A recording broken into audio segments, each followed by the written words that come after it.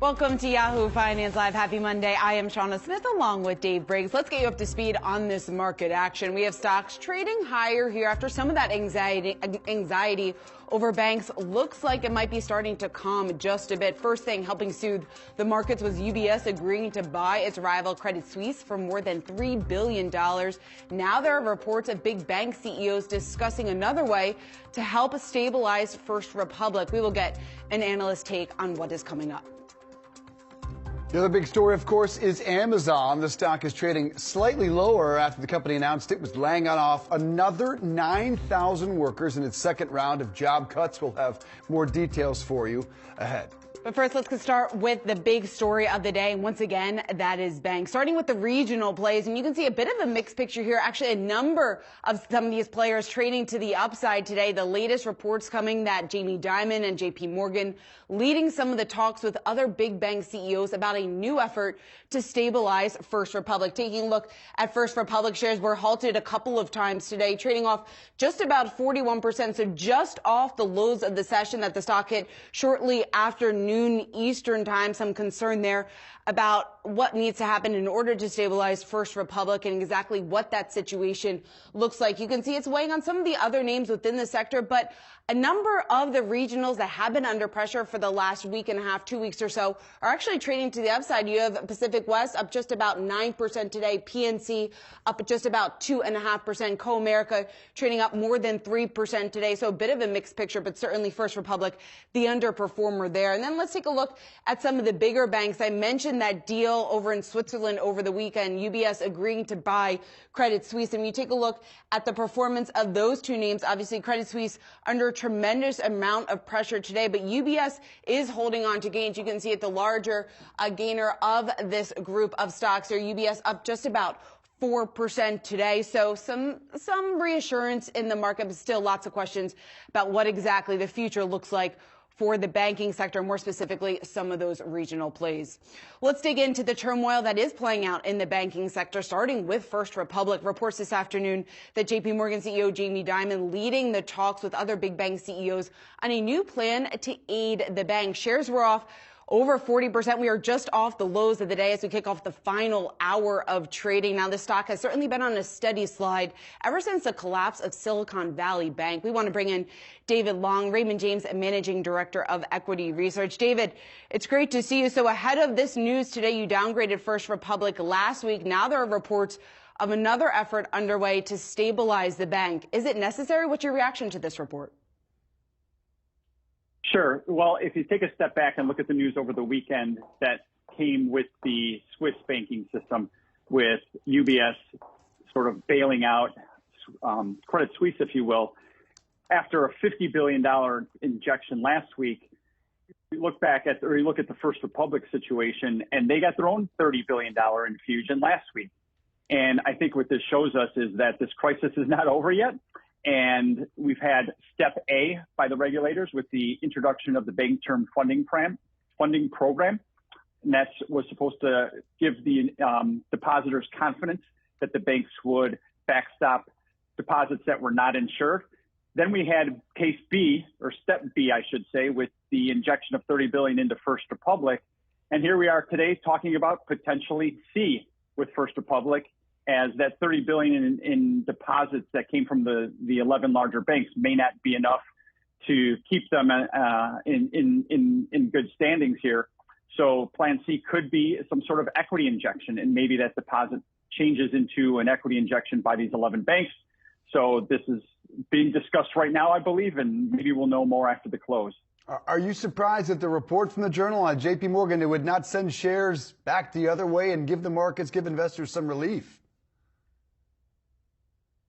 Yeah, you know, these types of things typically happen when the market is closed.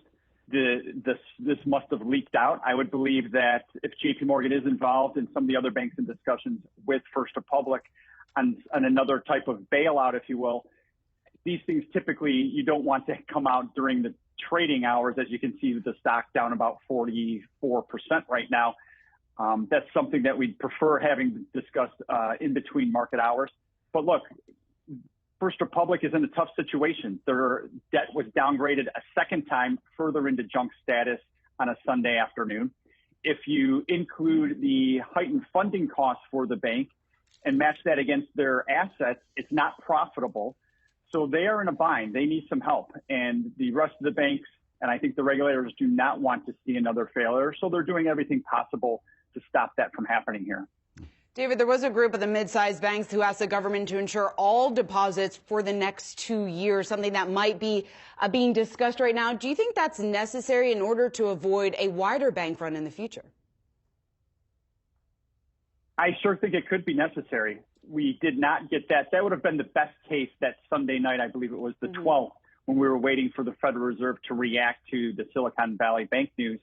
And it didn't come out then. We did not get the best case. That's something that I think there must still be considering. And like I said, we may see step number C this afternoon or before the open tomorrow. There could be a D, and there's probably going to be an E. There will be other steps taken to stem the tide here. You know, the full deposit insurance, I don't think the regulators would like to go there. They'll get there if they have to, though. It seems like they try to react when they have to. And if they were to preempt that and had announced something over the weekend to insure the deposits, I think that could have spooked the market more than they wanted to before it really needed it. If, in fact, or when First Republic is shored up, do you presume that will stop this game of whack-a-mole and that we will level out in the days ahead, or will there just be one after the other? Sure. I do think, as I said before, with First Republic, if you just do the math on their income statement and their balance sheet, it's very challenging to find a profit. They're really not profitable with the cost of their borrowing here. When I look at like a Pac West, which I published on this morning, I do cover that stock. Even with the heightened costs of borrowing right here, they can still make a profit. That's not the case for First Republic. So First Republic seems to be on paper the one that has the greatest risk. If this whack-a-mole continues, I don't know. It's all about confidence, depositor confidence. And I'm not sure what it's going to take. I've talked with some people that have indicated anecdotally that the amount of deposit insurance doesn't matter. They just want to feel safe with their bank. So even if the Fed were to step up with an increase in the FDIC insurance, I think that is a positive. But I'm not a psychologist, so I'm not sure how everyone's going to act with their own dollars, which they do want to protect as much as possible. It certainly seems to be a crisis of confidence. I think that is very, very safe to say at this point. David, what does this lead, though? I guess how much has the game maybe changed for this group of stocks, for regionals, and are some in the position to capitalize on an event like this? Sure. So we had 9 straight quarters of positive earnings revisions for the banks. In January, with the fourth quarter earnings releases, was the first quarter that we had net negative revisions for the banks. And we've been saying for several months that deposit costs are going to rise. Deposit betas could end up higher than expected. And this issue over the last 10 to 12 days has exacerbated that. So bank net interest margins are going to come down. Estimates are likely to come down pretty substantially for the bank space as we enter earnings season next month. As far as who's ready to benefit, I sure think some of the bigger banks are poised to benefit. And I think there are some regionals that can benefit from this. You know, if you want some ideas, I'll say Wells Fargo is one that I'm bullish on. I think they will be a winner out of this. And Wintrust Financial, WTFC, a local bank to me here in Chicago, they've got the setup very well to benefit from this with their the way that their deposit system is set up. All right, good stuff. We appreciate that. David Long, thanks so much. So what's on deck for the Fed this week? Goldman Sachs now saying in light of the stress in the banking system, we no longer expect the FOMC to deliver a rate hike at its next meeting. That's on March 22nd. Citi and JP Morgan, meanwhile, do expect another 25-point hike. New data from CME's FedWatch tool revealing that nearly 3/4 of its market is anticipating a 25-point basis hike. Let's talk about that with EY Chief Economist Greg Dacko. Good to see you, my friend. What is your expectation at this next Fed meeting? Well, I think it's likely that the Fed will proceed with a 25 basis point rate hike. As I've discussed in my recent note, I think the Fed is likely to approach a dual track approach, distinguishing financial stability tools from price stability tools. So wanting to keep that hawkish tone in terms of inflation. We know the Fed continues to view the data as being excessively hot on the inflation front, excessively tight on the labor market front. And I think that will likely push the Fed to proceed with a 25 basis point rate hike despite the stress. Greg, will that be a mistake? Yeah, I don't think that's necessarily the right way to proceed in the current environment. I think we would be better off essentially in an environment where there were a pause in the Fed tightening environment. We have, if you look at the totality of data, an environment where inflation is gradually cooling, where the labor market is also cooling. So from an economic perspective, we're seeing that momentum in the right direction. And then we have a lot of stress in terms of financial markets. It's not just domestic, it's international, and there is a risk of contagion. I've talked a lot about the fact that there are the known unknowns, but there are also the unknown unknowns, and those are the ones that can hurt. So there's nothing preventing really the Fed from taking a step back, holding back, pausing, even if it's a hawkish pause, and not providing any additional forward guidance. I think the dot plot in this current environment is really useless. Even if it were no hike at this next meeting, do you believe that the terminal rate has changed at all so they'd resume the hike at the following meeting? Well, I think, giving ourselves a little bit more breathing room in terms of observing the totality of economic data, observing how financial conditions evolve over the course of the next few weeks would just serve the right purpose in the current environment. We have a very fluid situation. And let's not forget, the Fed is not holding a dovish stance when it comes to monetary policy. It has tightened rates very aggressively over the course of the past year. We are now well into restrictive territory. So doing a rate hike at this point versus not doing one is not going to change the game in terms of the inflation outlook. It would just provide a little bit more breathing room to assess the need to tighten monetary policy further, to resolve the issue or the uncertainty with regards to the balance sheet runoff. And I don't think, again, providing any type of medium expectations for the federal funds rate will provide any help or guidance, useful guidance at this stage when it comes to interest rate projections. Greg, how do you see the panic that we certainly have seen play out in the banking sector? How do you see that affecting economic activity up until this point? Well, I think we know one thing for sure is that before this event, we were in an environment where economic growth was slowing. We were not in the midst of any type of retrenchment in private sector activity. We continue to see a labor market that was relatively resilient, still adding jobs, but there were decisions being made in terms of hiring, in terms of being careful about investment decisions. Those strategic decisions meant that we were in a slowing growth environment. And we were also noticing some cracks in the foundation of household finances. Credit conditions were something that I've mentioned in the past did warrant some attention. In the current environment, we're likely to see banks step back from credit, tighten standards even more, and be more careful with credit growth. And that is going to have a knock-on effect onto economic activity, likely shaving a few tenths if the situation doesn't worsen. But we are, again, in this very fluid situation where we have to be conscious that it could very well end in a better situation, but it could also end in a worse situation. Has the last week to 10 days, Greg, changed your perception on the likelihood of a recession? I think all else equal, it does increase the odds of a more pronounced slowdown in economic activity. I mean, we were already on the verge of seeing this near stall in the economy. If you look at final demand growth, excluding trade, excluding inventories, and excluding government, we were in a very soft position at the end of last year. This recent set of events is going to constrain credit growth, constrain consumer spending and business investment, and will increase the odds that we do end up in a recession. It could be a mild recession still, because there are a lot of backstop being taken very early on from the different monetary authorities around the world.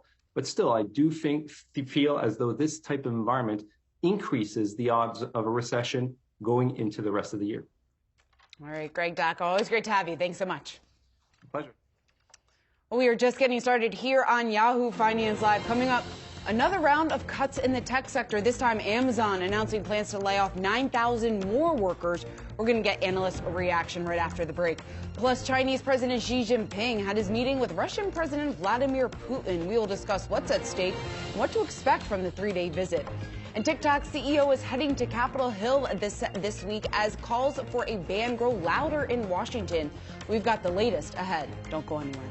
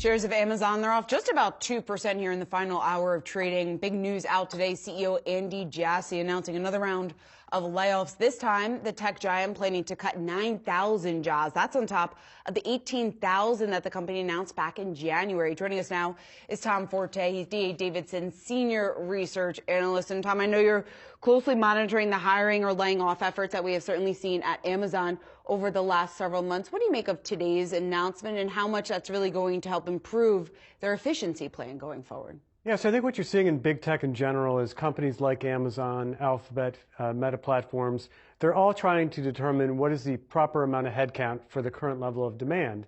And I think what you're seeing here with this announcement following the turmoil we've had in the banks is that there is some interrelation. So to the extent that the bank turmoil has a greater chance of resulting in either a recession or more significant recession, I think you can see another round of layoffs in big tech. What's surprising about these cuts is they appear to be in some typically profitable areas, including advertising and Amazon Web Services. Why in those sectors, in your reaction to that? So I think that's an excellent point. And what you saw in the earnings the last couple of quarters is that some of their more economically sensitive units that are the higher margin, faster growing, cloud computing and advertising, are starting to see slower growth. So on the cloud computing front, they give customers the opportunity to scale back usage as needed. So I think that this is a reflection of kind of what you saw in earnings the last 2 quarters, that the higher margin units were seeing slower growth because of the economy. But aren't we seeing a slowing e-commerce business, leading one to believe where the hiring was ramped up is primarily in e-commerce and in warehouse? We're not seeing the layoffs there. Why? Because I think that a lot of layoffs were done at the e-commerce level. So if you look in particular at the March quarter and the June quarter last year, they had about 100,000 attrition between those 2 quarters, and it was mostly not rehiring someone to replace someone who left at the fulfillment center level. So first you had the cuts at the fulfillment center level, now you're starting to see them call it at the headquarter level. Tom, you mentioned more cuts are likely in tech. Do you think even more cuts are likely at Amazon specifically? Definitely. So if you think about Amazon's approach, generally speaking, they have an iterative approach where they'll try something and then they'll try it again and differently and things of that nature. But I do think that if the economy were to improve, then this could be the last round of cuts. But I think, unfortunately, the next step for the economy is a step down, and I think there could be more cuts at Amazon.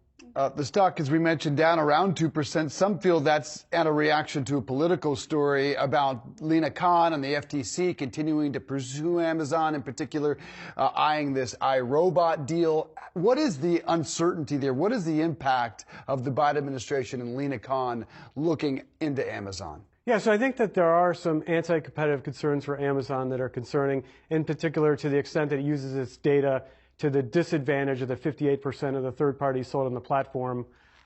Big tech in general, I think it's a worry, it's a risk, but I don't expect anything on a near-term basis. More interesting to see if they're going to ban TikTok right now than if they're going to limit Amazon. Well, then why is the stock down? I think the stock's down because this suggests that the March quarter is not very good. So the fact that here we are on March 20th and they're doing another round of layoffs suggests that things are not going very well at Amazon, including the higher margin businesses, cloud computing, and advertising. What are you expecting from the March quarter? How bad could it potentially be? I think there could be continued weakness in the quarter. We're about to publish a white paper where we look at e-commerce sales in general, and our thesis is that e-commerce in the future will grow at a slower rate. One reason is because the largest player, Amazon, is significantly scaling back its investment spending. And you have, what's your rating and price target? Buy rating and a $143 price target. What's going to get it there? I think what's going to get there is an improvement in the economy, and then to the extent that you see the consumers who are, or the businesses that are turning off their cloud computing, turning it back on and improving the economy, but not margin expansion. All right, Tom Forte, good to see you, sir. Appreciate that. Thank you. All right, coming up, the price of Bitcoin topping $27,000. Find out which exchanges are benefiting the most when we come back.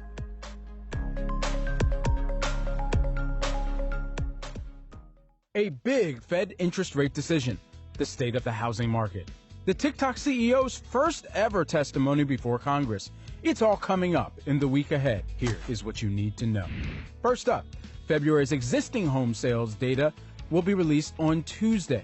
In January, sales fell for the 12th month in a row, according to the National Association of Realtors. And given how mortgage rates have risen, it's likely that home sales will drop further. New home sales data will be released on Thursday. The focus will be on the Fed this week as Fed Chair Jerome Powell weighs whether or not to raise rates amid the banking turmoil. Some economists believe that the Silicon Valley Bank collapse will force a softer position on rate hikes. And Thursday, all eyes on TikTok, just not on the app. TikTok CEO Shou Chew will appear before the House Energy and Commerce Committee. Lawmakers are expected to grill him on TikTok's consumer privacy and data security practices, the platform's impact on kids, and the company's relationship with the Chinese Communist Party.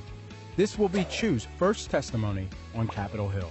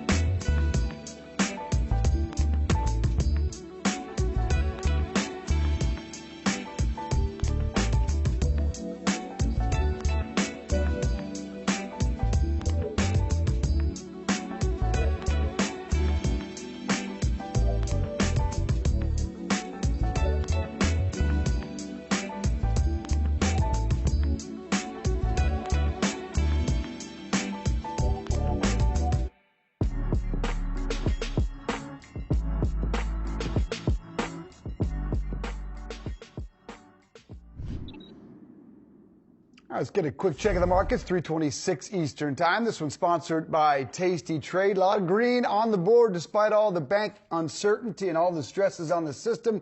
The Dow up more than 1%, S&P up 27 points, and the NASDAQ just eking out gains for the day after a terrific week last week, best since January. Meanwhile, Bitcoin rising over the past week amid fears of contagion in the traditional banking system.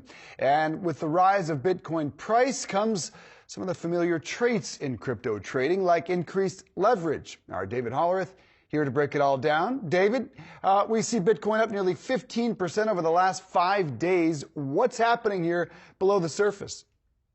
Yeah, Dave, I mean, the question about, why people are buying is it's going to continue to be debated about whether or not it has to do with the Federal Reserve loosening their rate hike decision on Wednesday, or it has to do with the banking system and the fact that Bitcoin is just completely separated. But in the derivatives market, traders have been placing bets in the futures market at a elevated rate, a rate that has not been seen. It's only been seen one other time, since November. And then also in the options market, Deribit, which is sort of the main options platform, for betting on which way Bitcoin will go has sort of seen a surge in contracts over the last week. It's an all-time high as far as the amount of open interest they've seen go into their contracts. So what we're seeing is a lot more leverage building in the system right now. And we don't know which way that leverage is positioned. So there's, if we look at an outbreak, at least in the futures market, it looks about 51% long, 49% short. But we don't really, whatever happens to the downside or the upside, that's obviously might be decided on Wednesday. I'll also point to the fact that in the futures market, there's like a very large amount of futures contracts set to expire at the end of this month. So that's another thing to watch. And obviously the bulls, from how they're positioning their strike prices, are looking at the $30,000 mark for the target for where they're expecting Bitcoin to be around that time. Sure would be interesting to see another surge. David Hollerith, appreciate that. Thanks so much. Coming up, shares of Bed Bath & Beyond fall below $1. See what the company did that's souring investor sentiment when we come back.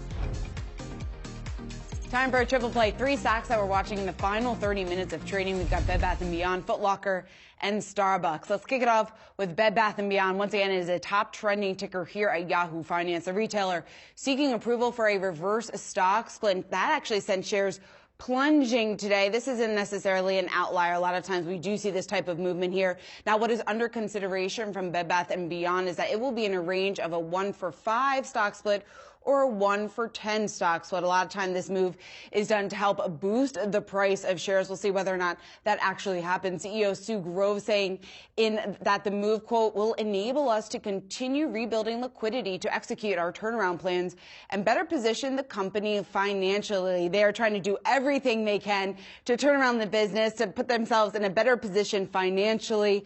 Street doesn't look too excited about this just yet, but we'll see whether or not it actually does boost shares. Right, Sean. I mean, it's really about getting more capital if you're Bed Bath & Beyond, right? And you got to get that stock price up to do that. We know the deal that they have right now with funding coming from Hudson Bay requires the stock to stay above $1 in order or Hudson Bay can back out of the funding, the monthly funding of about $100 million that's going to Bed Bath & Beyond. So it's really sort of an effort potentially maybe to keep that stock price up, to keep investors interested. And that's, of course, institutional investors we're talking about, but Bed Bath & Beyond does have the retail trade too. And you wonder with the stock split, if the price were to go back up, would the meme play get involved? We've seen AMC sort of benefit from that to some extent, right, as the stock goes up. So I think that could be an interesting part of it, Dave. Of course, what they're trying to do with that money is get inventories back in and get stuff in the stores, right? And then they got to get me and you back in the stores. So certainly a long way to go.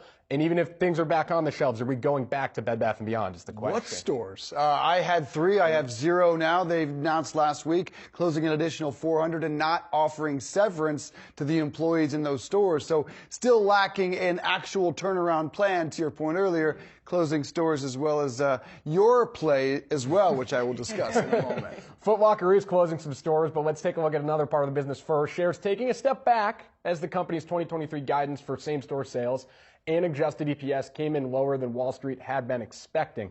Now, the company also hosting its investor day with new CEO Mary Dillon, sporting a fresh pair of Nike Air Max 97s, detailing Foot Locker's new lace-up strategy. She talked about Foot Locker's long-standing place in sneaker culture. Again, those Air Max 97s, Dave, she was highlighting them.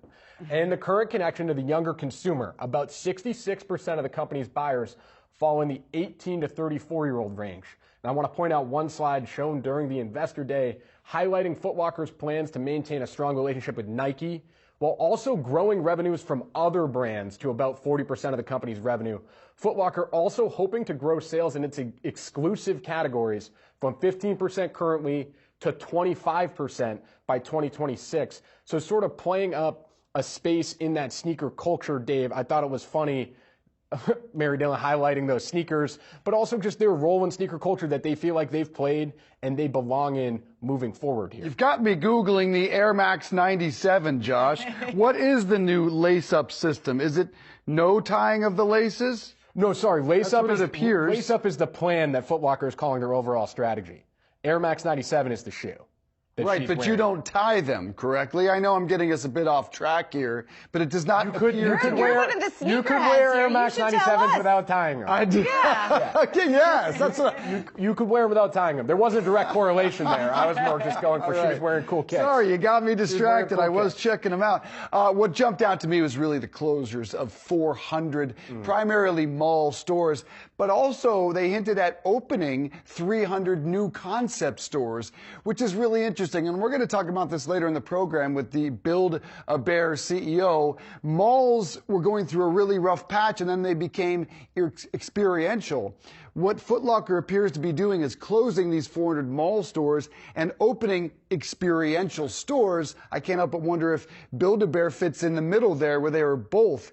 But they have these youth-related stores. They have stores where you can play games and get involved. And so it's an interesting play. But we also see inventory has been a problem for them, up 30% year over year from the quarter a year ago. And that's just been a story we have heard over and over and over again in the last year in retail. Yeah, certainly something that Foot Locker and a number of other retailers are going to need to work out over the coming quarters. It's interesting also when you look at the Street's reaction because they were pretty mixed, even though the Q4 numbers were very strong. Some questions about the outlook, how realistic some of their sales guidance is going to be over the next fiscal year. So I think that's part of the reason why we're seeing shares off just about 5% today. Yeah, the stock was up quite a bit originally on the news, and then it fell back down towards the close. Okay, my play is Starbucks, the coffee giant's new CEO, Laxman Narasimhan, taking over for Howard Schultz about 2 weeks sooner than originally planned.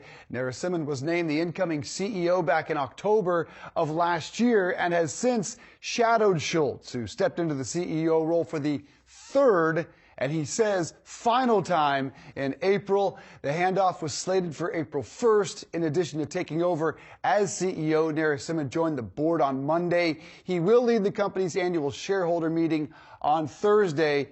Schultz, for his part, is set to testify before the Senate on March 29th regarding Starbucks' ongoing unionization effort, which should be very interesting. I was trying to think if shares were a coffee drink. They're kind of a flat white, if you will, today. Also this year, not a whole lot of movement in 2023, a solid year last year. The big question for the new CEO will be what Howard Schultz is testifying on. It's that ongoing unionization effort and how they handle it. He clearly did his best to squash it. Yeah, he did his best to squash it. Senator Bernie Sanders, very excited that Howard Schultz did actually agree to come down and testify later this month. It will be interesting just if we get any insight. I doubt it because Howard Schultz is a pro at this, but any insight into how Starbucks has handled these unionization efforts, because you're right.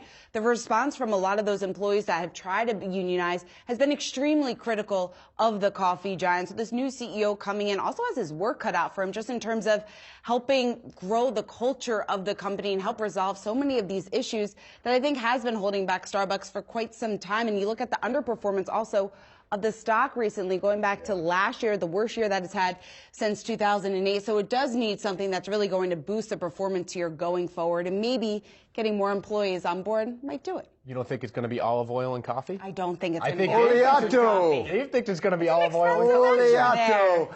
I think Howard Schultz is leaving a bomb for his replacement. I think that is a tough pill when you're an incoming CEO who he must have been on board with the olive oil drinks, but it was clearly a Schultz. You're excited to see, though, what else you learned from Thursday, right, at that investor day, sort of what is the grand plan here? Because, I mean, we're joking about olive oil and coffee, but if that's really as far as you can go, they've innovated a lot with products at this point. What new innovation can you bring? Is it something new with food? What can you bring that brings in more customers and gets more from our wallets? I don't think it is olive oil. So can you do something different? Is it more rewards? You know, where do you get that next leg? I bet you it's going to taste better than we think it's going to. I would agree with that. I wouldn't say it's going to be try great. it here this week with our barista here at Yahoo, and we'll get our own little sample. We do know they're doing a little bit of a reorg in stores to make the employee process a little more efficient. Is that a big investor story? Can't imagine that it is. Yeah. We shall see. It'll be an interesting investor day. We certainly will see. All right, well, coming up next, President Xi Jinping visiting Moscow for the first time since Russia invaded Ukraine. But the Chinese president's top priority may have nothing to do with the war. We'll tell you why next.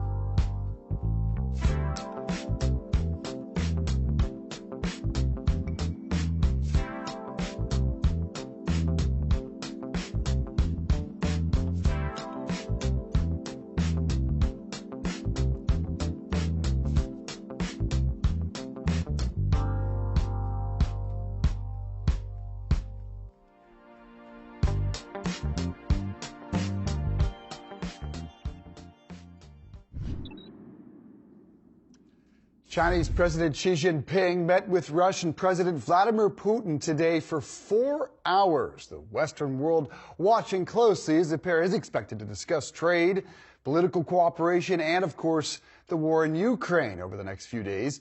Joining us to discuss that meeting and what may come of it is the Council on Foreign Relations Fellow for International Political Economy and the author of the upcoming book, Sovereign Funds, How the Communist Party of China Finances Its Global Ambitions, Zoe Liu. Nice to see you. What is Vladimir Putin's goal with Xi? Thank you, Dave, very much for having me. I would say probably President Xi Jinping's goal and President Putin's goal are going to be very different. On the one hand, President Xi Jinping might be really interested in restore China's global image, whereas Putin might want to discuss potential support that China could give Russia, both in terms of economic, financial, as well as perhaps military support in the war.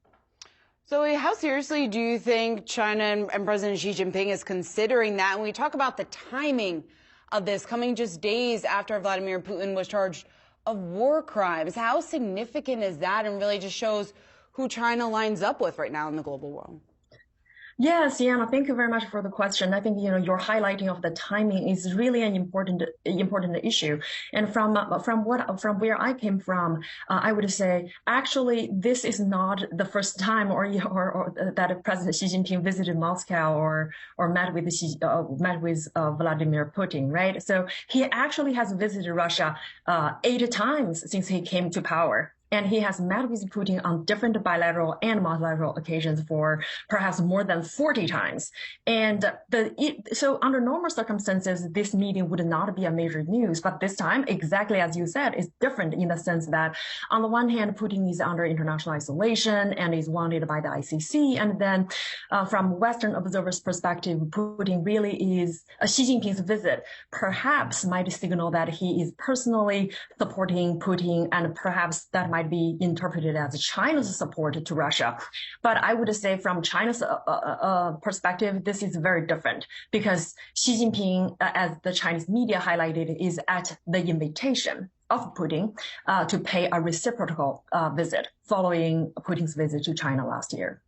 Economically speaking, what does Xi have to gain from Vladimir Putin? So I would say probably there are one thing in particular, which is energy, and then related to that would be the use of non-dollar currencies in the pricing and the settlement of energy. So, latest data shows that the trade of goods between China and Russia reached about $190 billion last year, which is about 30% growth compared with a year ago.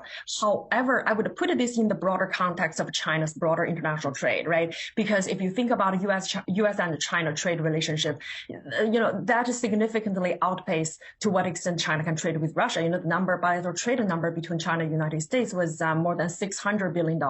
So from that perspective, really China's trade with Russia is not as much as significant. However, if Xi Jinping, we put this in the context of the sanctions and all that, perhaps the use of non-dollar currencies in international trade is very much of Xi Jinping's concern. Well, Russia and China appearing to deepen their ties. What does then all of this mean, though, for the U.S.?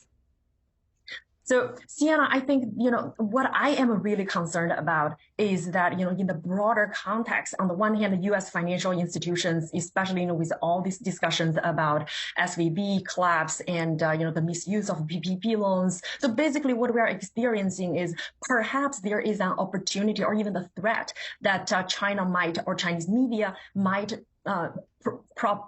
make this image or project this image that the U.S. financial system is built on a house of a card and all that, hence trying to reduce international confidence in U.S. financial in U.S. financial system or even dollar-denominated assets. So this gives China and Russia, as well as some other interested countries, interest in promoting ways to bypass U.S. sanctions.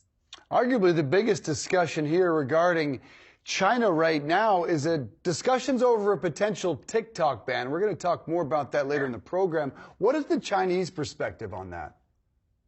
So that's an interesting issue, to be honest, because if Chinese foreign minister spokesperson sort of put a blush on it, saying that that's nonsense and all that. However, I do think there is, because of China's data regulation and the establishment or the launch of a new data governance bureau at the central government level, does raise serious concerns from Western perspective.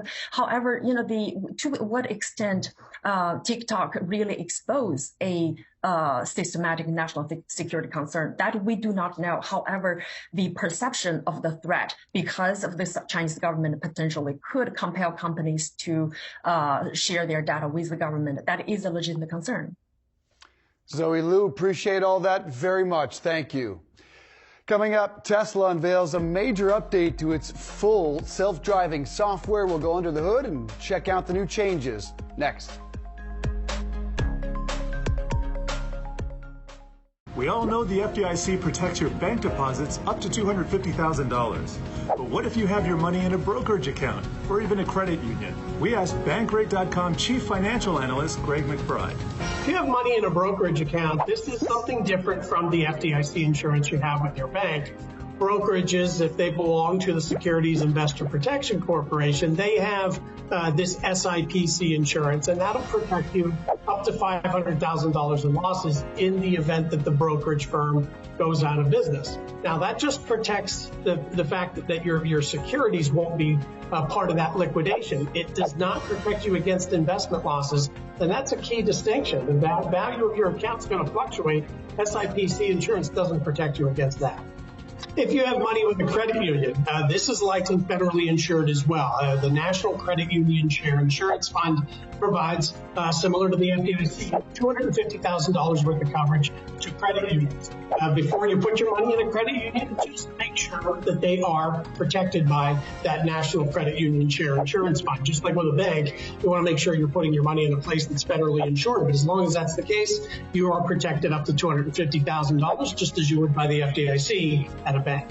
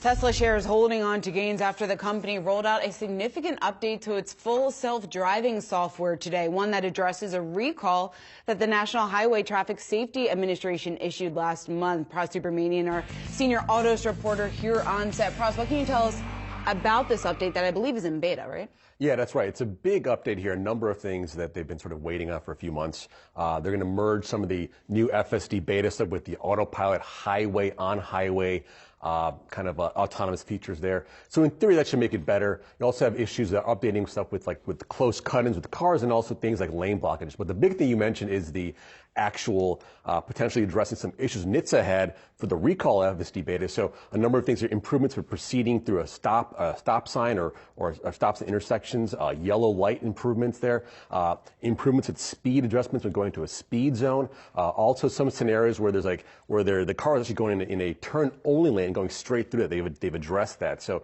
these are the four big issues here that they've addressed that NHTSA had an issue with. So presumably this will update those concerns and kind of address those concerns. And we haven't heard back from NHTSA yet, but presumably this is in concurrence with what they had said that they wanted Tesla to do.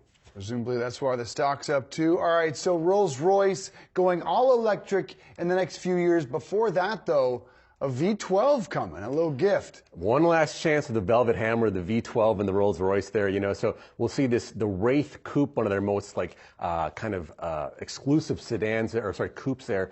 It's going to go away for the Spectre EV, but one last chance when you get this car with the V12. Special edition, special leather, special wood treatments. Only 12 of these cars will be made. To correspond with the V12 engine. They start off at least $350K. You're going to see that go for a lot more for this special edition car here. So one last time for the glorious V12 with the Wraith. You already got your name on the list, I presume, Pras. Well, yeah, I need Dave Briggs' money for that. I'll try. Please. Good to see you, Pras. Not so much. Coming up, we're counting down to the closing bell on Wall Street. Stay with us here on Yahoo Finance Live.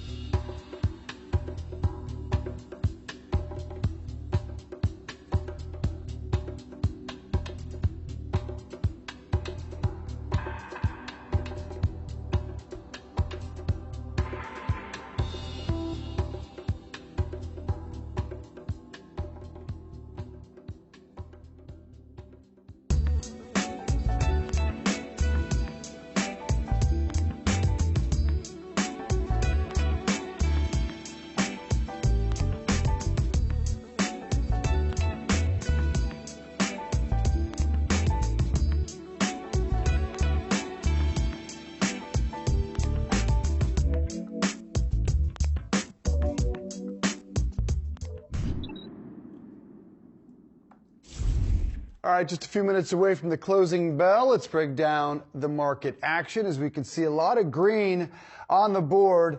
In particular, look at the Dow, the leader on the day, up 1.2% just about. The S&P 500 rising 34 points, just less than 1%. And the NASDAQ has continued to increase a bit towards the close. A terrific week last week, best since January for the NASDAQ. And just when you think the markets are going to fall based on all this uncertainty, based on all the stress in our banking system, perhaps not. Perhaps they're seeing no Fed rate hike at the next meeting. I'm not sure what the sentiment is there. What do you make of it? I don't know what the sentiment is. I think everyone's trying to figure out just in terms of what that contagion risk looks like when we take a look at the latest developments coming out of the banking sector. Yes, the fact that UBS did buy Credit Suisse. Yes, the fact that according to reports, there might be a second plan under consideration to try and help shore up some of the concern at First Republic Bank. You would think that that would help to ease some of those jitters out there on the street, David. When you take into account some of the losses, though, that we've seen over the last 2 weeks. Yes, the SPDR, the regional banking ETF KRE, did gain just about 1.5% today, but it did fall nearly 15% last week. So we still have a ways to go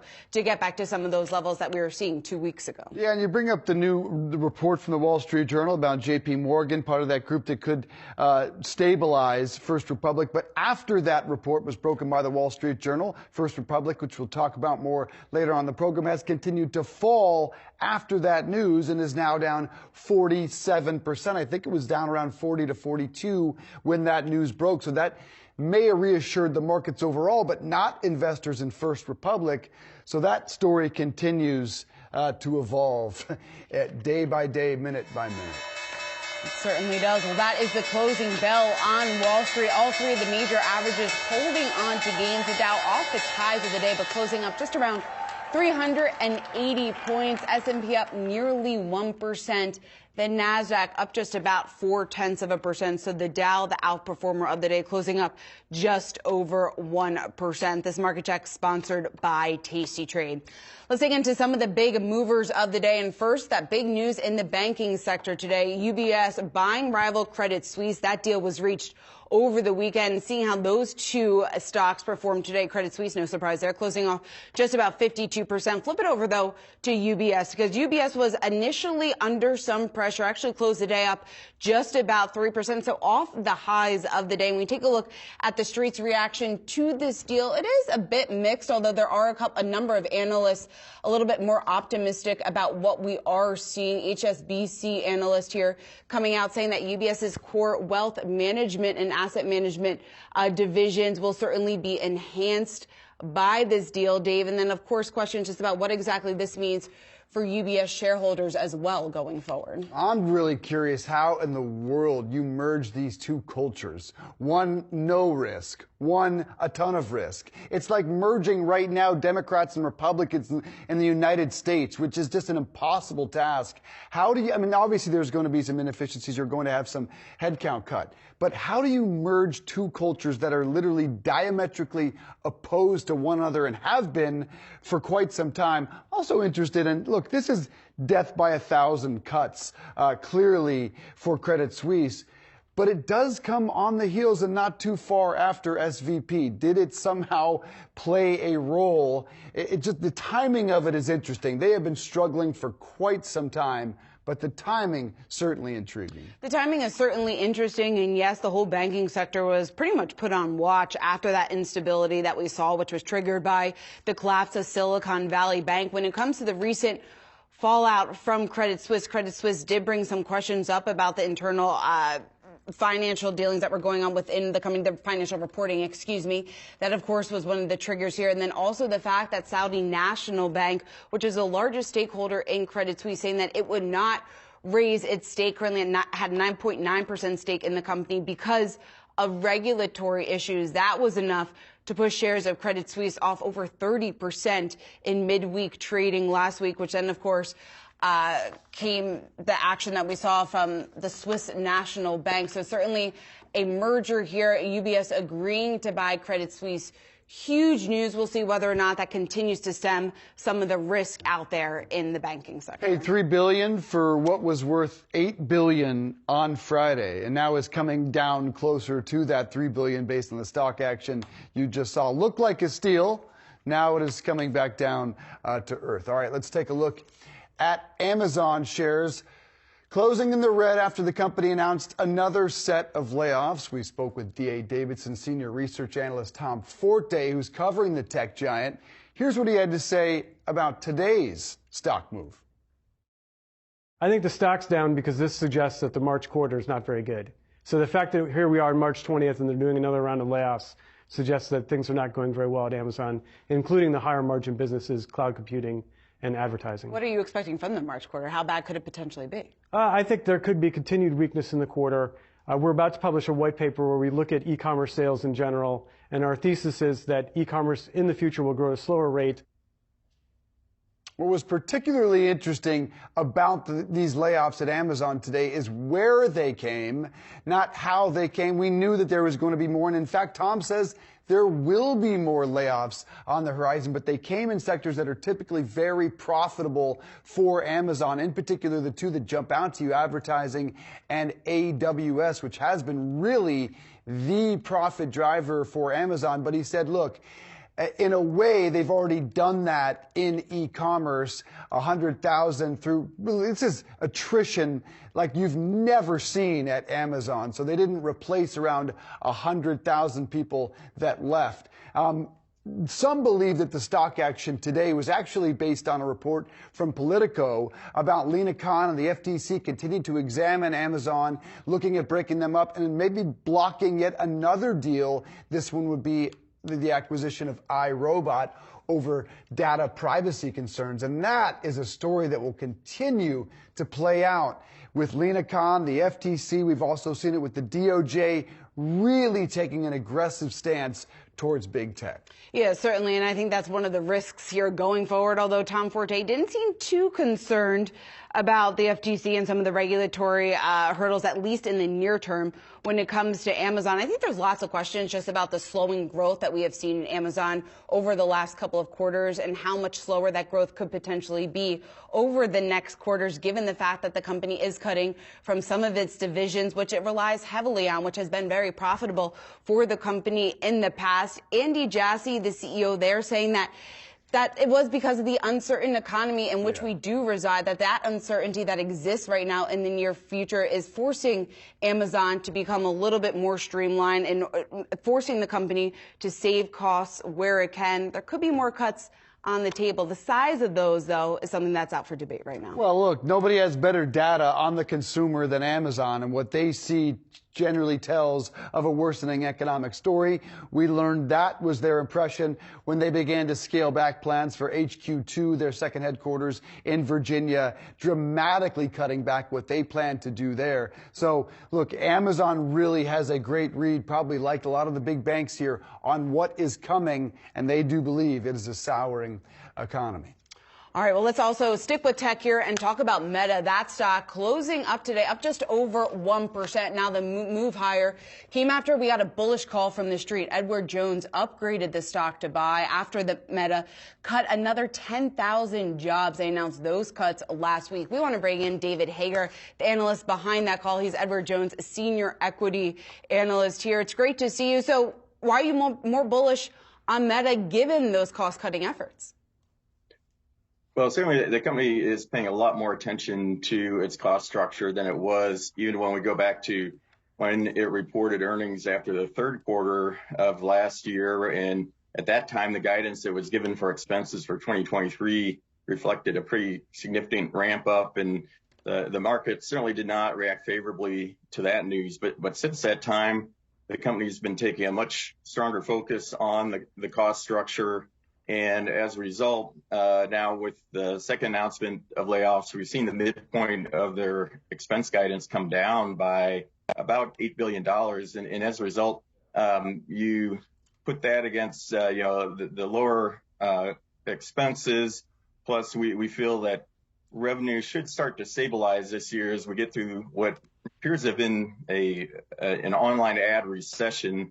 where we've seen online ad spending come down, and that's certainly affected Meta's revenue. But as we move through the year, we think they move to the point where that stabilizes and potentially even starts growing again due to the stabilization of the ad market. Plus, we see the impact of Apple's changes to its operating system, where it required users to opt in on ad targeting. That had an impact on Meta, and we're past the worst of that. And then the Reels feature and the click-to-messaging ads are both ramping in revenue, which should also start to help. So at the end of it, we see an improving earnings outlook as we go through the rest of this year and into 2024.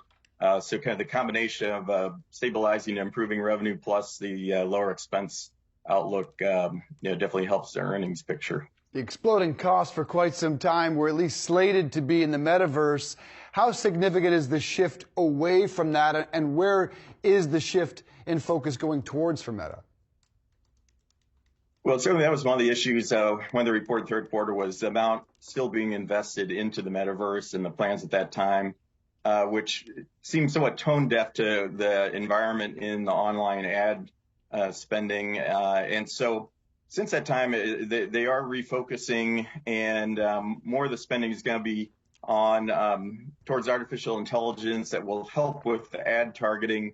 Certainly the company in terms of targeting had struggled since Apple made its changes to its operating system. And I think investors would much rather see the investment going that direction towards their core business and improving the growth on online ad revenue. And David, speaking about that, the ad revenue focus, are you starting to see signs of stabilization there? Because that has been certainly an area of weakness for the company, as well as a lot of its competitors. Right. Yeah. And that's certainly been across the entire online ad competitors as well. It was, I think, encouraging when the company guided for the first quarter revenue, where for several quarters when they guided, the outlook was below where consensus estimates were sitting. But coming into the first quarter, the guidance was much more in line. And even at the higher end of that guidance could indicate flat to even slightly up revenue year over year. Now, our estimates were still showing a slightly down quarter for revenue, but it was, I think, encouraging that we're getting closer to the bottom and perhaps moving to where we could start seeing growth as we move into second quarter and beyond. Do you factor in, David, a potential TikTok ban? What would that mean to Meta and to Reels' growth potential? Well, certainly that's another factor that I think has been helping the stock lately. There's obviously a lot of news around a potential ban, and certainly nothing certain on that front. But even if a ban isn't enacted, it seems though that may be having some benefit to Meta, just as advertisers may be more worried about spending on TikTok and the uncertainty around that platform, which even just that may help shift some more ad dollars towards Meta, and certainly would help on the adoption of the Reels platform for advertisers. Yeah, there was reportedly a meeting with TikTok and their biggest U.S. advertisers in which reportedly they were not all that convinced that data is safe from the Chinese government. David Hager, Edward Jones, Senior Equity Analyst. Thank you, sir. Appreciate it. Coming up, former President Trump says he expects to be arrested tomorrow. Find out how much this could shake up the battle for the 2024 Republican nomination. Next.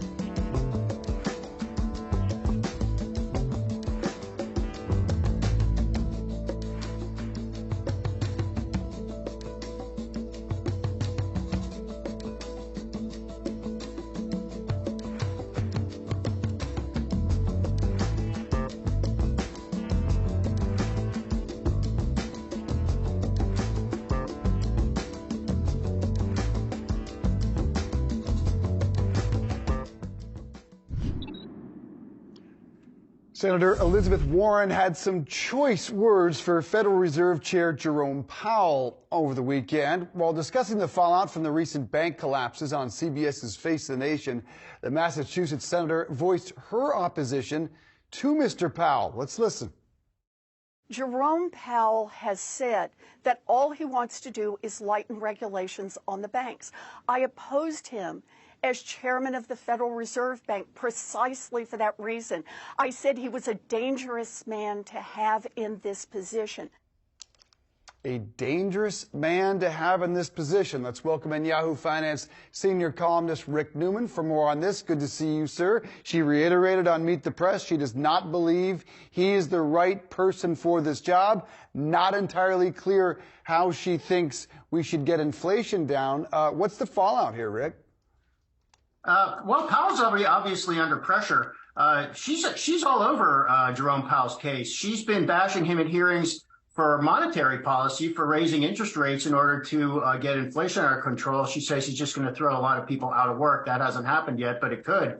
And now she's going after him, saying he has failed with regard to regulation in the bank closures we've seen recently. I think it's a little bit premature, Dave. We know that the regulator for Silicon Valley Bank, the failed bank that got all these bank troubles going, we know that the San Francisco Fed, which regulated that bank, knew there were some problems at the bank. They raised some red flags, but they didn't do anything. So we don't have any reason to think that that's because Jerome Powell intervened and said, hey, let Silicon Valley Bank off the hook. That's where all my friends do their banking. The Fed has said it's going to provide a report on what exactly happened there. And that's really what we need. We need answers on what did happen. Why didn't the Fed do more to prevent that bank from failing?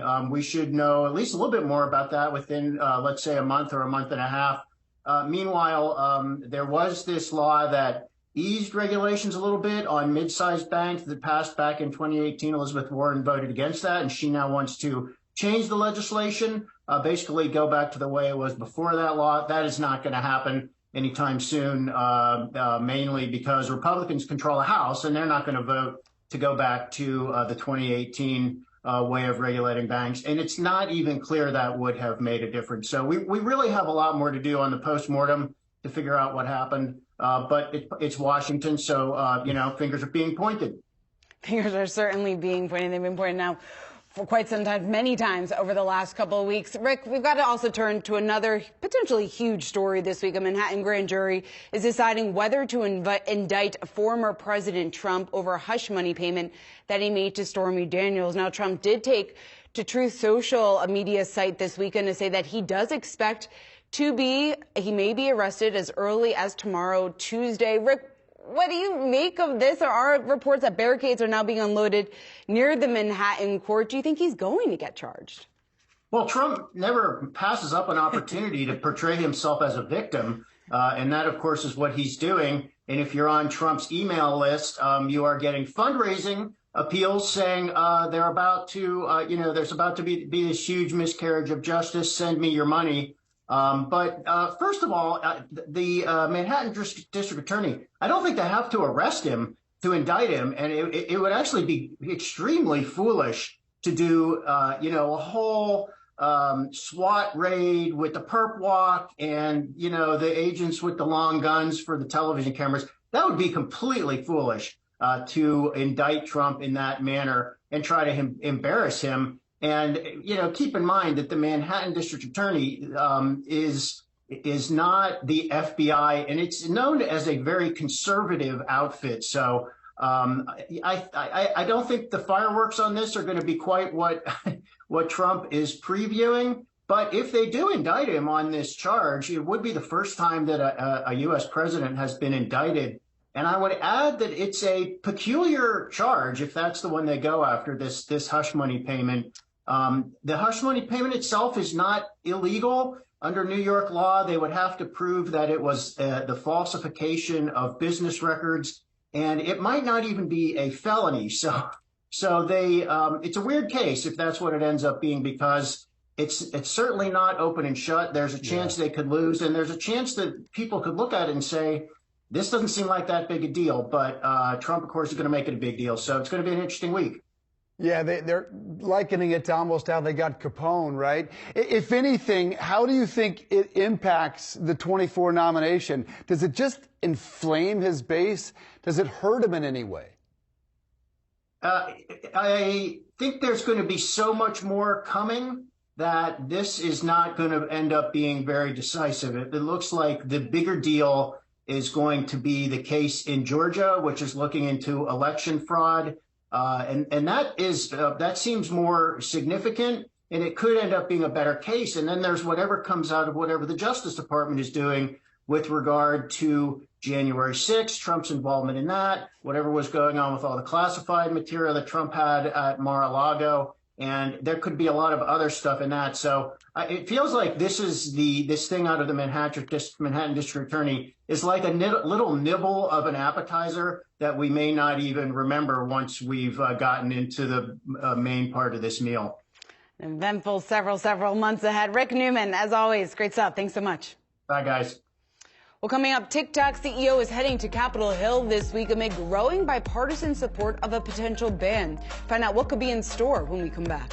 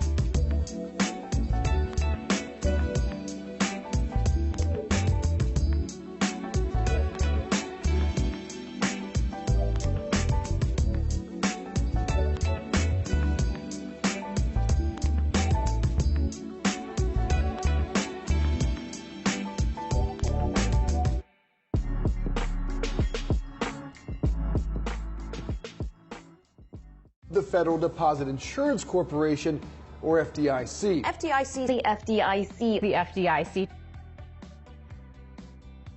The FDIC, the Federal Deposit Insurance Corporation, was established during the Great Depression to restore our faith and our trust in America's banking system. But what does it do? Its job is to protect your deposits that you put in regulated banks. Regulated banks will have a sign that says FDIC insured, and it will also say what the deposit limit is. The current cap is $250,000. The FDIC has a perfect record of protecting insured deposits. Not only that, but the policy's been, we did it every single time during the Great Financial Crisis. You'll have access to your insured deposits within one business day if your bank fails. For those who have more than $250,000, though, they should be aware that if the bank fails, they may not be protected. So how do banks turn a profit? Well, they keep a portion of the money you deposit as cash or reserves to handle those day-to-day withdrawals. But the majority of your money is invested, and it's invested in mortgages, car loans, treasury bonds, the list goes on. And they make their money from the interest that's earned on those investments. But sometimes banks do stupid things with your deposits. Yeah, doesn't happen very often, but sometimes it does. And that's why the FDIC is there. If the bank does stupid things with your deposits and loses too much money and becomes insolvent, the FDIC is going to swoop in and make sure that your insured deposits are whole. Let's do a quick check of the market, see how things settled for the day. All three of the major averages holding on to gains, although closing off the highs of the day. The Dow up 382 points, S&P up nearly 1%, the Nasdaq up about 0.4%. This market check sponsored by Tasty Trade. Of course, a lot of the focus in the trading day was on those regional banks. First Republic Bank, that stock closing off 47%, closing at a new record low.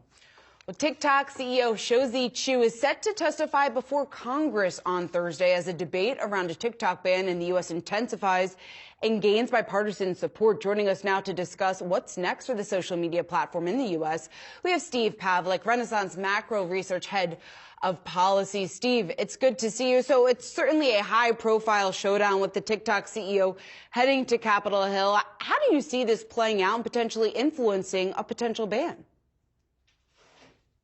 Well, I think this is sort of his last go-around. He's going to have a lot of bipartisan, probably strong opposition just heading in there, and I think he's well aware of that. I think that's why you've seen TikTok just over the last week really step up its marketing here in D.C. and its lobbying and advocacy efforts.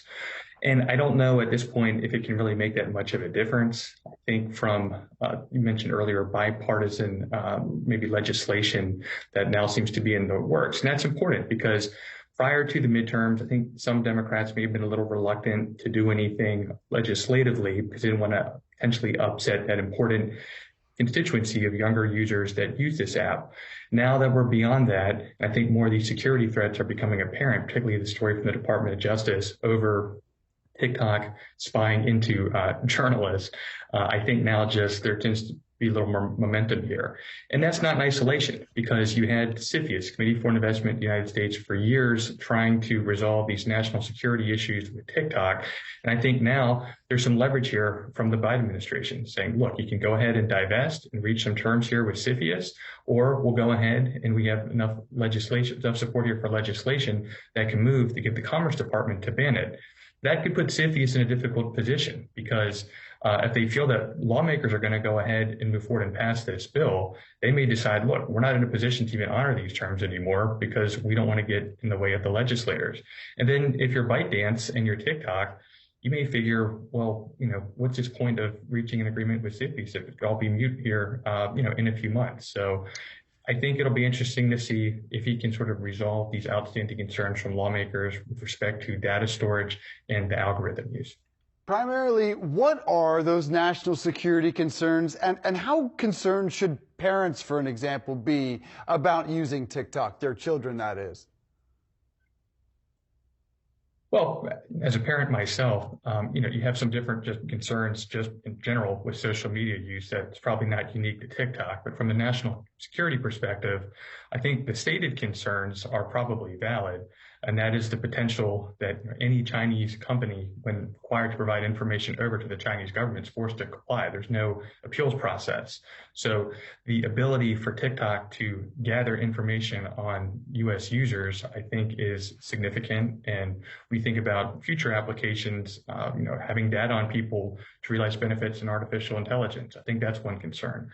There's another concern with respect to the ability to be a platform for Chinese communist government propaganda. You have young, impressionable minds here. When you think about people that grow up to be in positions of business and civic leadership, that provides a really desirable platform to potentially influence those minds in a very vulnerable age. And then I think we also see now, too, just growing concern over foreign interference in our elections. Again, the ability to have that platform is something I just don't think we're at risk. And then from just a bigger perspective, I think there's some concerns here when we think of technology, this blurring distinction between national security and economic security.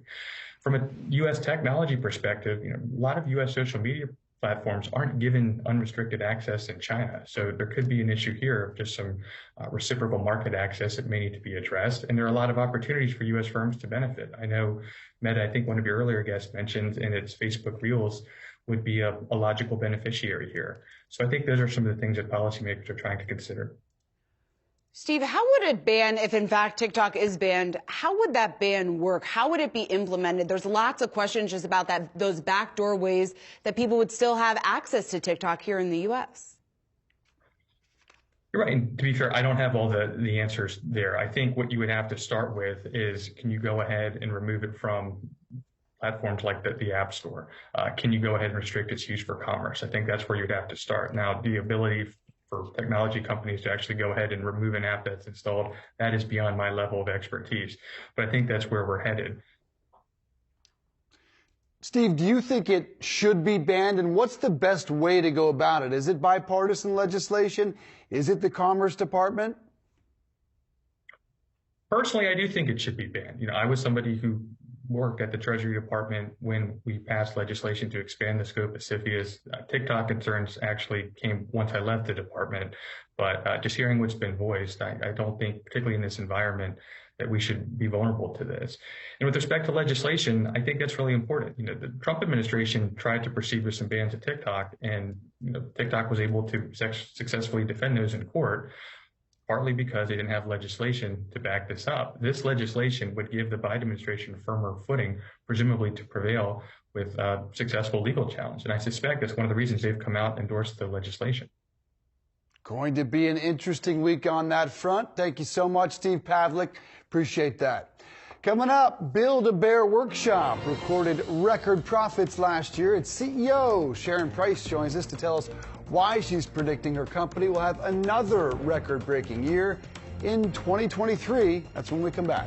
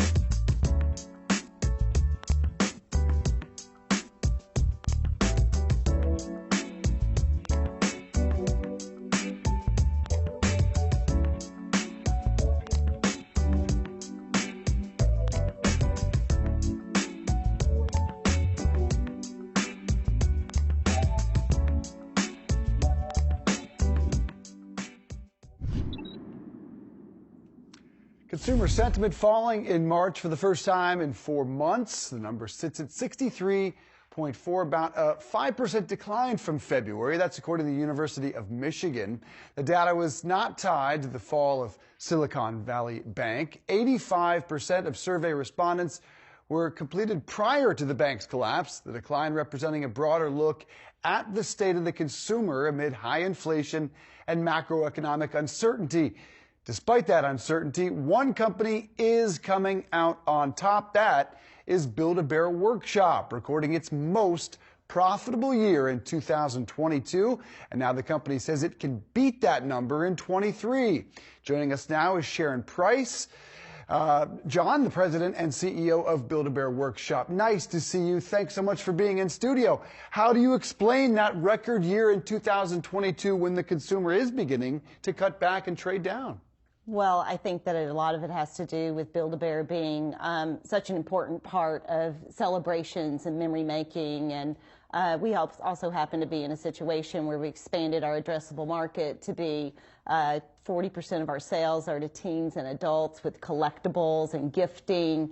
And there's just a time right now in the, I suppose it's related to post-COVID environment when people just want to be a little more lighthearted and have some fun together and get back out and shop together. You say adults. It's called kidulting now. Okay. It's a big trend. The After Dark platform. Yeah, exactly. That's a really good example of that. We actually, when we launched that a few years ago, had some pickup, but last year when we brought it out, we had 1 billion media impressions in a single week because people, I think, just really want to be a little more lighthearted. And you know what? It's about time.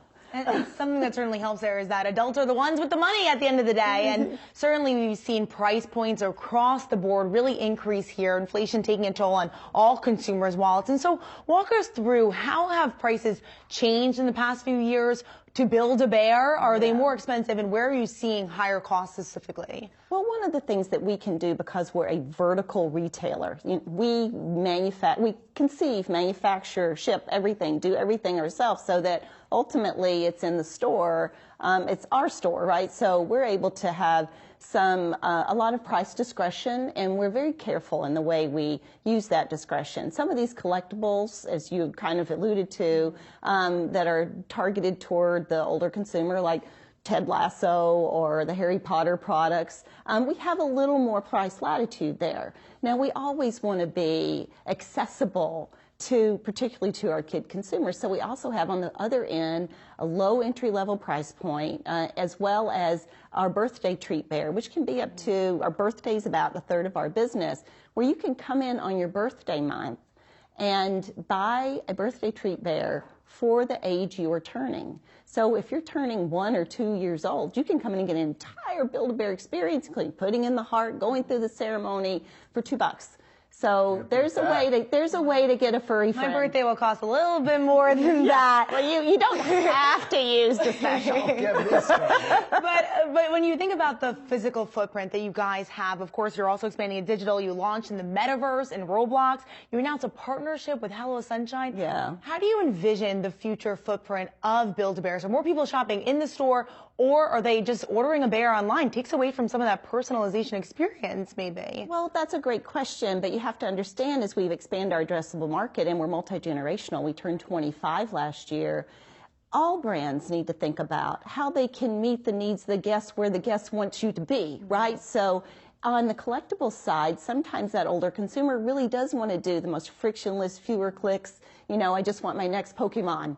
But the kid, usually the family, now growing number of teens, want to come into the store and go through the experience and create memorable moments, maybe even some social moments that they can share. So we want to be there for everyone. So that expansion into Roblox, that's because that's where kids want to be. Media's changed dramatically, and expansion in entertainment. We've sold 225 million Build-A-Bears in the last 25 years. But for us, that's just not a stuffed animal. That's 225 million stories. We've always been a storyteller.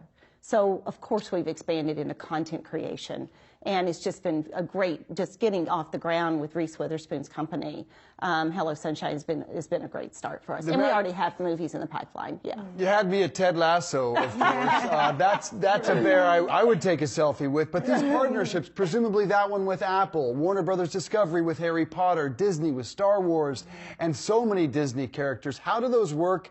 Is there one that jumps out as a bestseller? Do you have any insights on that regard? We have a lot of bestsellers, and we really value our best-in-class partners. So I think it just, you have to look at it on to whom and why.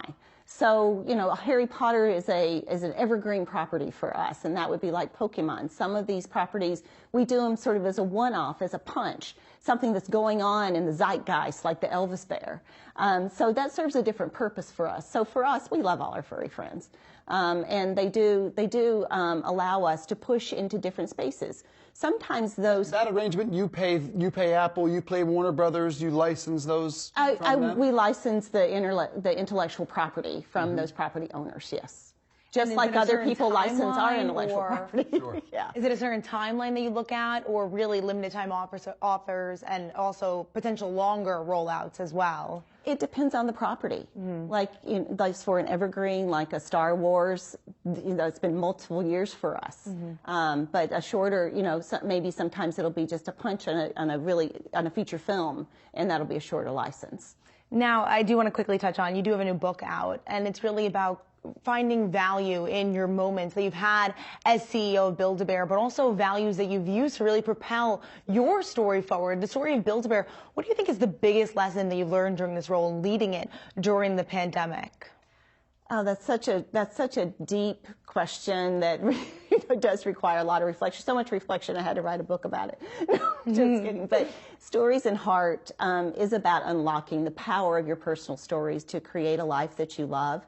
And it really does highlight different moments in my life, all the way back to childhood, but ending with 2 chapters about Build-A-Bear, where there was a tremendous amount of introspection leading this company through COVID, the retail apocalypse, Brexit, a lot of ups and downs. And I think that some of that reflection has allowed me to become a better leader over time. It's always a journey. You never get there. But I think just coming in every day with an open heart about, keeping your consumer in the center, your brand in the center, and always balancing that with the needs of our investors, our board, and all of our stockholders and shareholders. I think having an open approach to try to drive value with everyone in mind has been of great benefit. That's a great lesson. You've come out the other side doing awfully well. Sharon Price John, CEO of Build-A-Bear Workshops. Wonderful to have you here. Thanks so much. Thank you so much for having me. Thank you. All right, coming up, Netflix is looking to create some buzz in an area other than streaming. See how the company plans to bulk up its gaming portfolio in 2023. Next.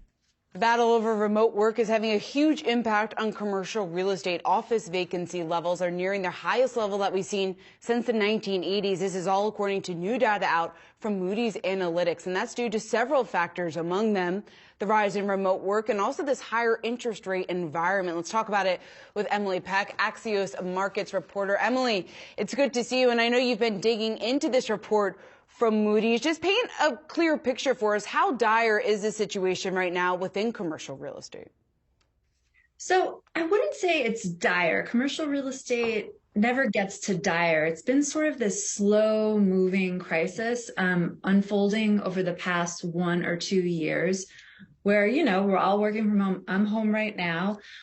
Companies need less office space. Offices, vacancy rates are creeping up. And at the same time, interest rates are rising, making it harder for landlords to keep going. So we have seen a slight increase in some landlords, defaulting, walking away from certain buildings.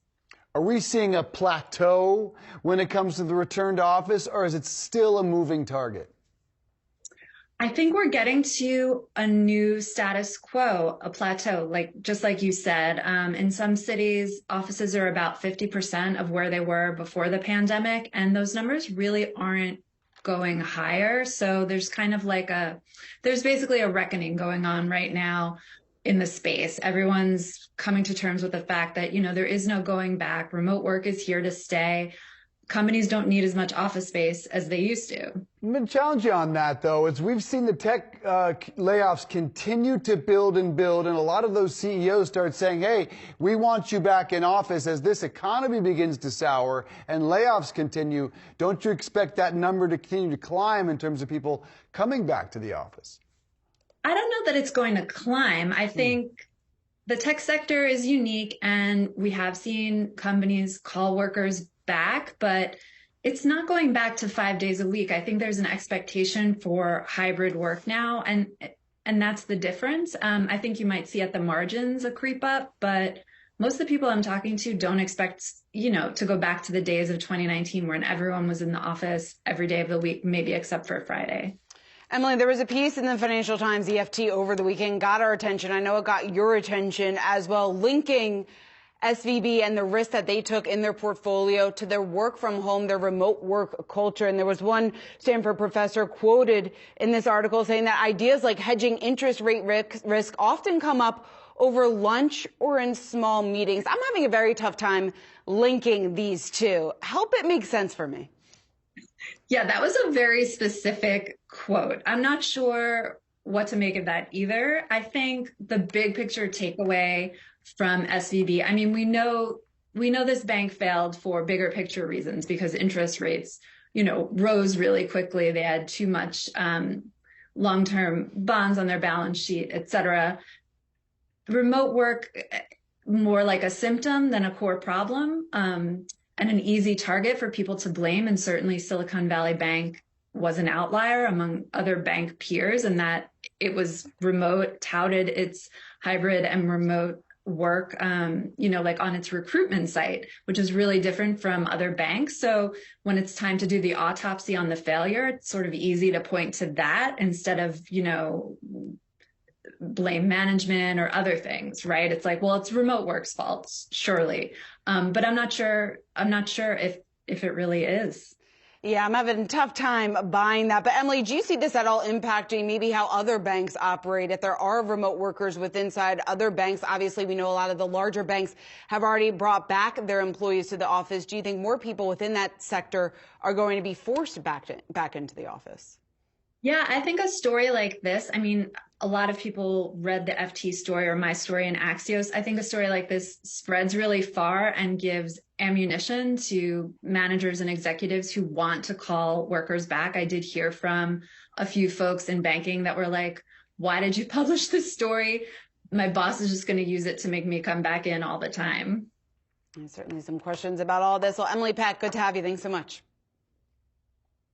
JP Morgan doubling down on Netflix. They're bullish on the streaming giant and saying that investors should buy the dip. Yahoo Finance senior reporter Alexandra Cannell Joining us now with more, Allie, the key takeaways of it. JP Morgan very encouraged maybe by what we'll see from Netflix here shortly. 100%. They were out with a new note earlier today encouraging clients to buy this pullback that we've seen in the stock. And this despite some very near-term noise surrounding the password sharing crackdown. We know that has been a big pain point for customers, and it's been reflected in the stock price. Shares are down about 4% since the company's latest earnings report, which was largely positive.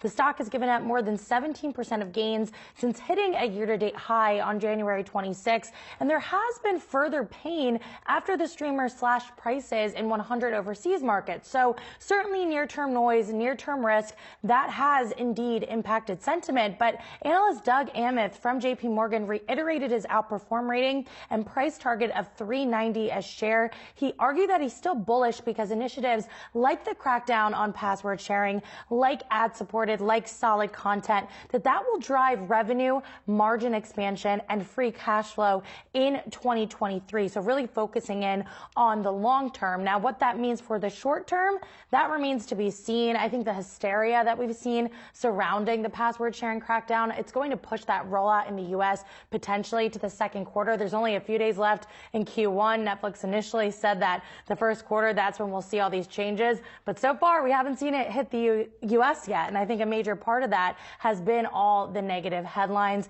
But there have been some positive headlines. And over the weekend, we did get this from Bloomberg reporting that the ad tier service for Netflix reached roughly 1 million monthly active users in the U.S. in its second month on the market, and that the user base grew by more than 500% in the first month and then 50% in the second month. I did reach out to Netflix. They declined to comment on the Bloomberg report and said that the only external subscriber data is what they have provided in earnings. We'll see if we get any updates when the company does report for first quarter earnings on April 18th. I know investors are going to really want to focus on that and any potential updates there. Netflix also confirming a big move in the gaming space. What's the investor side of that story? The gaming story is interesting. They did announce in a blog post that they have 70 games in development with external partners, additional 16 games in progress at the company's in-house game studio. They have released 55 games so far. About 40 more are slated for later this year. So it does seem like gaming is a potential, actually no, not even a potential, it is part of the strategy. I think the big question though, and I've heard this from investors and from analysts, is how important is it going to be for Netflix in the long term? I think at the end of the day, they're really trying to diversify. We've seen that with some of their live content, like the live Chris Rock special, some of the ways that they've been trying to integrate more sports content on the platform, not necessarily buying sports rights, but leaning in on more documentary style pieces to try and lure in that type of viewer and user. I just am not convinced with the gaming side of things right now. I'm just looking it up now because I never use games. Yeah. I don't know of many people. I don't think I'm the target. Yeah. It's just mobile, right? I mean, it's not for my. From my understanding, yes. Huh. Interesting. We'll I've never known anyone that used Netflix for gaming. Have you? I've not. I've not, and that's why I'm not fully convinced. It is still early days. I do think maybe we need more time to see how this all shakes out. But I just think that there are other things that Netflix needs to worry about besides just gaming. But we'll see. I'm looking at gaming. Someone that's never gamed before. We've already lost you. That proves that maybe Netflix is onto something here. Maybe. I don't have enough time on my hands. I'm not a gamer, man, but there's a huge market. Allie Canal, thanks so much. Great stuff. All right, coming up, we'll break down some of the biggest takeaways from today's top financial stories. Stick around.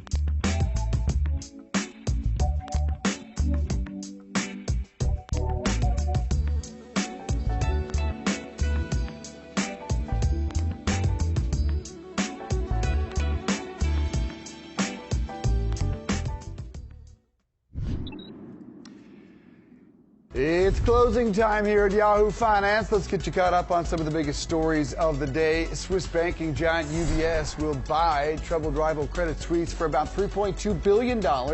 Credit Suisse had in recent years been plagued by mismanagement and scandal. The hastily arranged takeover helped inject some calm into the markets, with stocks ending the day higher. See whether or not that holds. All right, well, now to Amazon, which announced a second round of layoffs. CEO Andy Jassy telling employees that the company was cutting 9,000 jobs. Now, that's on top of the 18,000 jobs that the tech giant has cut a few months ago. This time, the cuts will hit members of the cloud computing and advertising businesses, along with its HR department and Twitch streaming service. Chinese President Xi Jinping meeting with Russian President Vladimir Putin in Moscow. The meeting comes just days after the International Criminal Court accused Putin of war crimes in Ukraine. The visit is probably not what ByteDance, the Chinese owner of TikTok, wants to happen this week. TikTok CEO is set to be questioned on Capitol Hill Thursday about the security threat the app poses. All right, well, that will do it for us today on Yahoo Finance Live. Thanks so much for tuning in. We'll see you right back here again tomorrow, 3 p.m. Eastern Time. Have a great night.